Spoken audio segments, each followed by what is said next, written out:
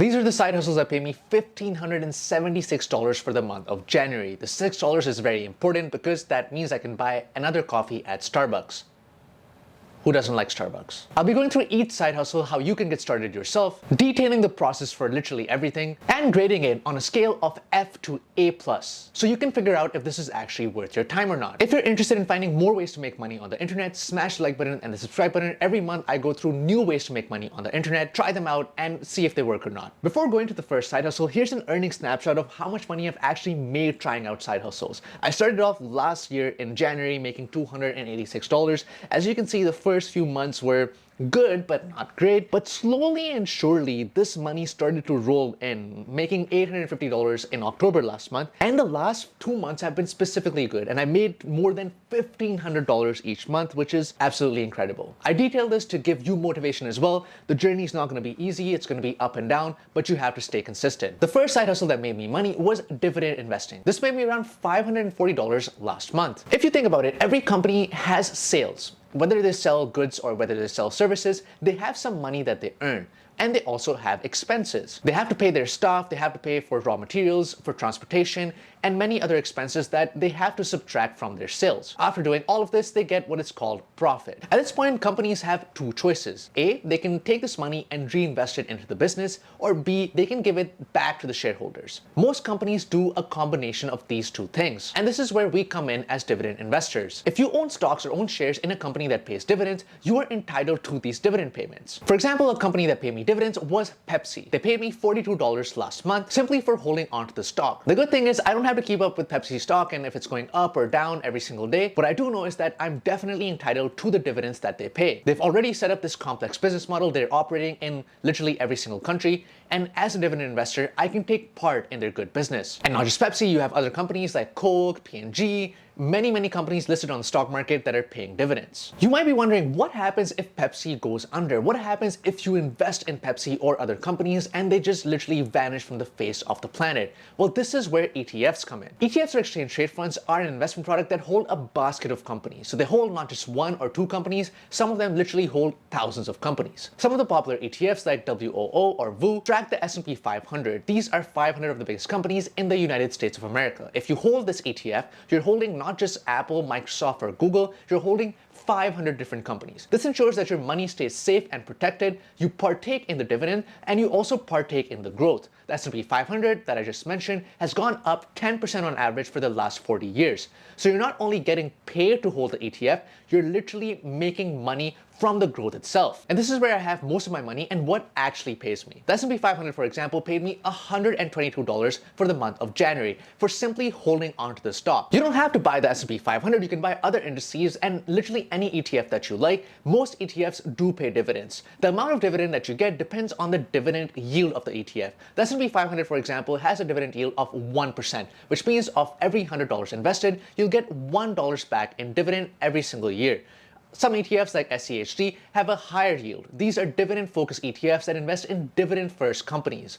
SCHD has a yield of around 3.2 to 3.5% depending on the price of the stock. Once again, meaning of every $100 you invest, you'll get back $3.2 to $3.5 in dividends. Some ETFs like covered call ETFs have a much higher dividend yield at around 10 to 11%. Covered calls are an investment strategy that is pretty controversial online. They sacrifice long-term potential growth to give you income now. Most of these ETFs pay every single month, and I do partake in covered call ETFs because of that nice dividend yield. ETFs like HYLD that track the S&P 500, ETFs like QQCL that track the NASDAQ 100, once again similar to the S&P 500, 100 of the biggest companies in the United States of America, pay me monthly dividends. HYLD paid me around $90 for the month, and the NASDAQ 100 ETF QQCL paid me around $30 for the month. These ETFs sacrifice long-term potential growth, so you don't want to invest your entire portfolio in them, but you do want to partake in some of this income if it motivates you to keep on investing. That is the case for me. I get paid $70, $30 for just holding onto the ETF, and I also have a growth-focused portion in my portfolio. The last two stocks that pay me dividends actually track the Canadian market. I do live in Canada, the home of Maple,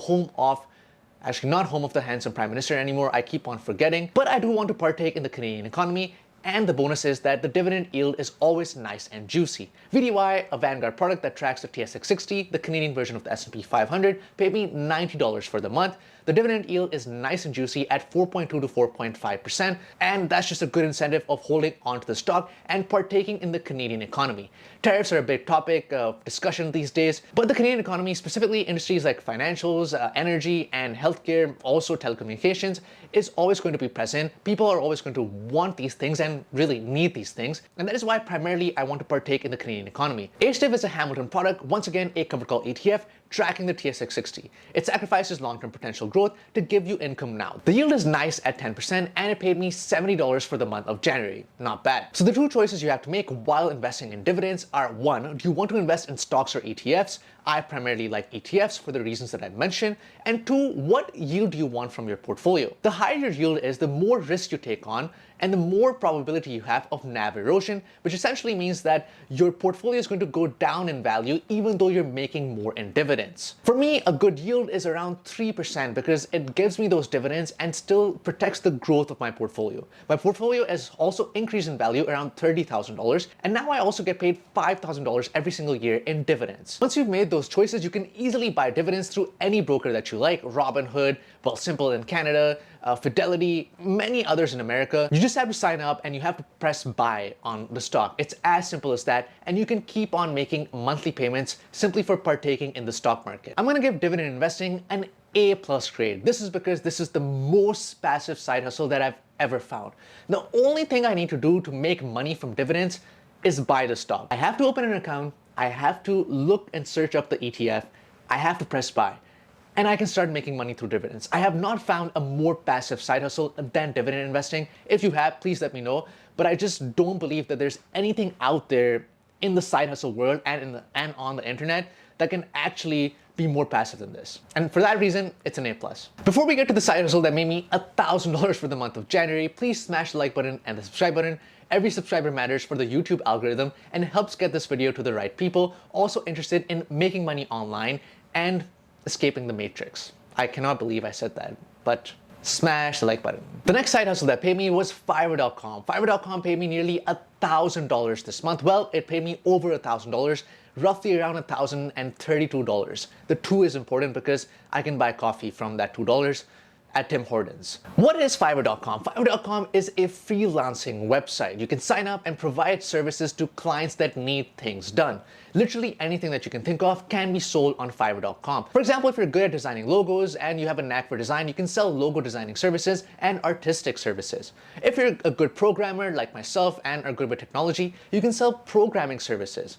If you're a good writer or want to be a good writer, you can sell writing services. If literally you're good at fashion, you can sell fashion services. Literally, you can sell services that make people get a better wardrobe and get a better sense of style. And the good thing with Fiverr.com is that you can sell not just in America and Canada, but you can sell throughout the world. You can have clients in Europe, you can have clients in Africa, you can have clients in Antarctica. Probably not, but you get the point. You have a wide variety of clients available on Fiverr.com. The sign-up process is extremely easy. You just need to give them some basic information about yourself and have an email, and boom, you're ready to start posting gigs. Gigs are essentially services that you'll be selling on Fiverr.com. Now, this is where my first piece of advice is going to come in. You need to do something that you're actually good at. If you don't do something you're good at, the thousands and even tens of thousands of already freelancers on Fiverr.com are going to eat you up. You have to remember, people are already selling their services. So you need to do something you're good at so you can actually give value to clients. Don't chase something that you have no idea about. I've seen people say you should sell programming services on Fiverr.com, but if you're not a programmer, you're going to be terrible at it and you're not going to get any clients, and the ones that you are going to get are not going to buy from you again. So that's step number one. Do something that you're good at. I'll use myself as an example. I sell career services on Fiverr.com. I've helped people for 7 years now get into companies that they want to get into, help people with their resumes, with anything related to the hiring process. I add value, I get results, and that is why I sell career services on Fiverr.com. The second thing is price low. There's tens of thousands of people on Fiverr.com, and you will need to price extremely low to get your first orders. Now, of course, you can run ads, you can spend money to get your first clients, but if you don't have money, like I didn't have money, I had to, first of all, price low because that is how I got my first impressions. This is a tough pill to swallow for most people since they don't want to sell their services for $5 if it takes them an hour of work or even more than that, but that is unfortunately the reality of Fiverr.com and any freelancing website. Literally, actually anything on the internet, you have to sell low when you're actually getting started. Think of it this way, if you're designing logos and you price your logo at $60 a logo since you're living in Canada like me or somewhere in America, there's someone in India, someone in Pakistan that is selling the same service at the same quality for $5 because for them, $5 is an extremely large amount. Food for the day probably costs less than $5, and that $5 goes way more in developing countries. If you take this logic, you can apply to any of these services. The only thing that separates you is getting good reviews, getting client feedback, getting that 100 or 200 ratings that will actually help you get more clients. And you're not gonna get those ratings if you're not getting orders in the first place because you're pricing your logos, you're pricing your writing services at hundreds of dollars, whereas someone with the same services and the same quality can do it for $5. Get the reviews first, get the feedback first, and then price high. This is what I did. When I started, I priced my gigs at $5 every single order, which is nothing compared to the value that I was giving. But now I'm able to price decently high, still not as high as some of these people in my same niche. You'll see this guy charging $140 for 45-minute interviews. Insane. I'm not there yet, but I am building towards that. Slow and steady wins the race, and you have to be patient. If I had to grade Fiverr.com, I would give it a B. This is because most people are not going to be patient enough to stick with freelancing. It requires months and even years of consistent effort to build a good business online, and that is what freelancing is. It is a business. You have to take it more seriously than most side hustles, and you have to be more patient than most side hustles. If you're willing to stick with it, you will see results. You will see these $1,000 months like I am seeing. I'm seeing these. I'm not a special person. I just stuck with it for over a year now. The third side hustle, and I'll throw this in as a bonus, is crypto staking. Cryptocurrencies are extremely volatile and go up and down every single day to the tune of tens of percents.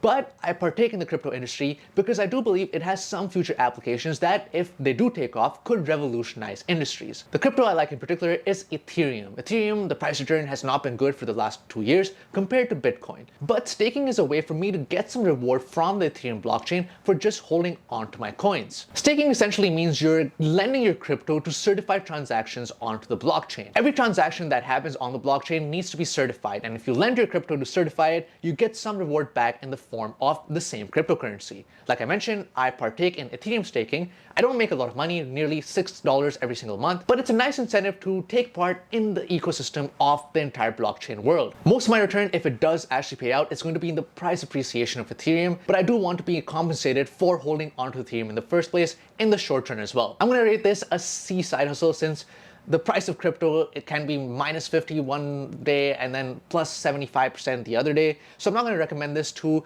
an average person trying out side hustles because I'm afraid of making people lose their money. I don't want to do that. Crypto is risky. You get some reward for staking, but don't invest in it if you're not willing to stomach that minus 50% return, sadly. So those were the side hustles that made me money. What about the things that fail? Since I do believe it's important to talk about your failures on the internet. Nobody talks about failures, but I like to since I guess I shouldn't, but I do. One thing I failed at was user research for the month of January, particularly sites like userinterviews.com, respondent.io. You can sign up to these sites and provide them information about yourself and apply to surveys to partake in focus group studies or individual sessions. The concept is that companies sign up and want feedback on products and services. For example, if there's a company operating in the fashion niche and you indicate that you like fashion, they need your input on their products, they need your input on their websites, for example. It's a win-win for the company and for you as well, since you get compensated, and some of these surveys actually compensate you fairly well at around $45 to $90 for an hour, which is an incredible wage. I applied to around 9 surveys across userinterviews.com and respondent.io, but I couldn't qualify for any of these, since they didn't like my background or I wasn't a good fit for that particular study. Not everything works in the world of side hustles and making money online, and I do think it's important to talk about it, even if it makes me feel sad. If you enjoyed this video, smash the like button and the subscribe button. We try new things out on this channel every single month, new ways of making money online and testing it out, just so that you don't have to waste your time. Every subscriber matters and helps get this video to people interested in making money online.